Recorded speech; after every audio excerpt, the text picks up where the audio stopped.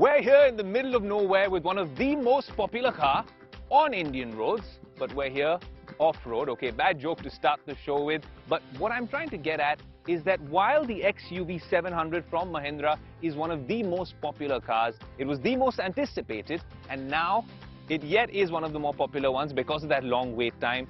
It is an absolute pleasure to drive. You've seen tons of reviews since its launch, but another reason it's the OG is because of ADAS. What is ADAS? A technology which is well embedded in this particular vehicle. And honestly, we've been driving this on the highways, we've been driving it in the bylanes of Bandra and all over Mumbai city. And it is a fascinating technology. Well, I honestly feel with great power comes great responsibility. And I know that that's not just a superhero quote, but it does apply to a heavily tech-loaded car like this one. You have all those features and you need to use them responsibly. So we want to actually drive this car, show you how amazing those features can be, and then tell you about how ADAS is at level 2 right now, but in the days to come, and with so many foreign manufacturers coming to India, it is going to be a technology of the future. This car, being the OG, has taught us exactly how you can use it to your advantage. And that's what I want to show you on this episode of Tech Today.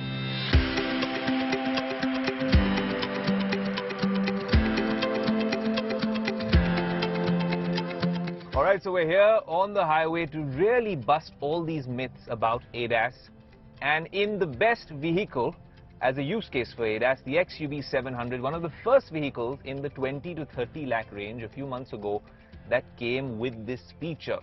Now, I always think that with great power comes great responsibility. The same applies to tech in all these big boy toys as well. You have the power, you have the resources, but you decide how you are going to put them to use.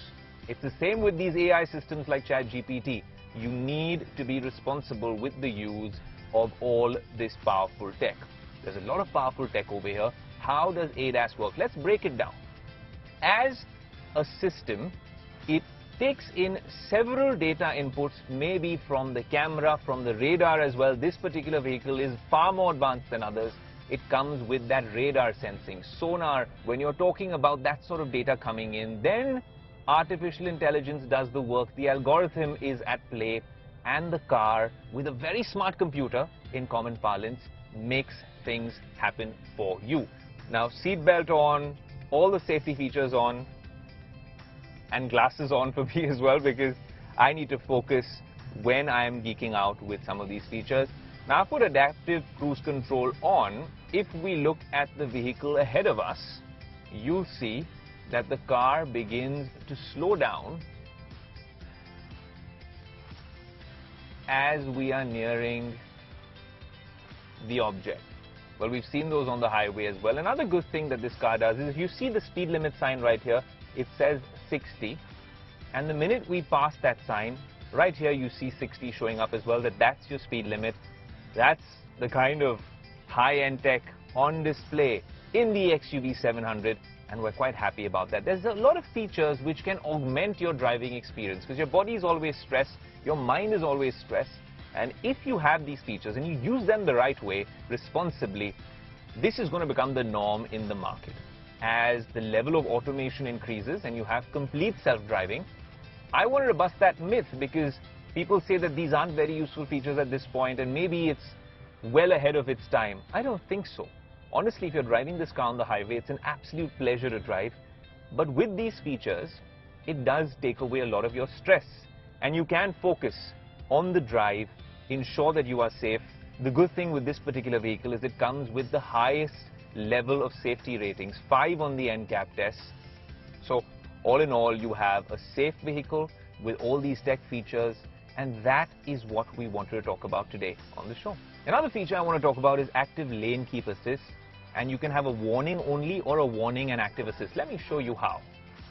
So the minute you cross 60 kilometers per hour, active lane keep assist is turned on and I start deviating. It starts beeping. The car has come back into this particular lane and I'll show you again. I'm drifting away, and the car has course corrected by itself. Add to this the cruise control function, and this is a very powerful piece of tech. Let me just halt on the left and explain a few things that just happened over there. Adaptive cruise control was on, so the car maintained the speed which we had set initially for this particular drive. Also, the tech in the car was following the car ahead of me and actually managing to maintain the speed. Along with active lane keep assist, the minute I started swaying away from my lane, the car started course correcting. So this, according to me, is that particular piece on with great power comes great responsibility, because they've empowered you with some brilliant tech. And kudos to the engineering and tech teams at Mahindra for this, because it's absolutely mind-blowing that a car at this price point comes with such high-end tech.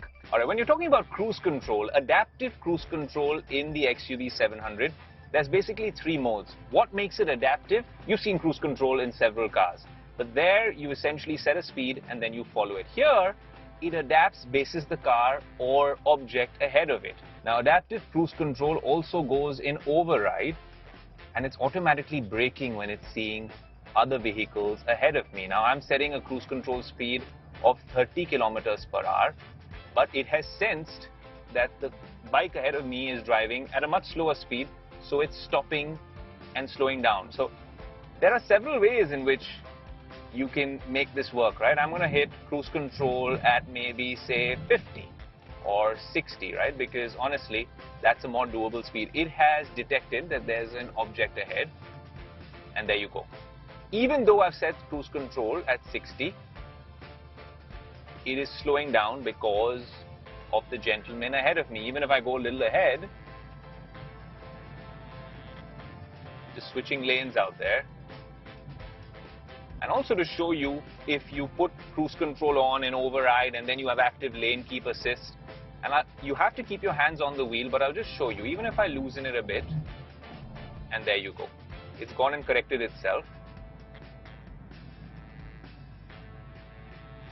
That's literally the XUV 700 doing it by itself. But you shouldn't leave the steering wheel. You should keep your hands there.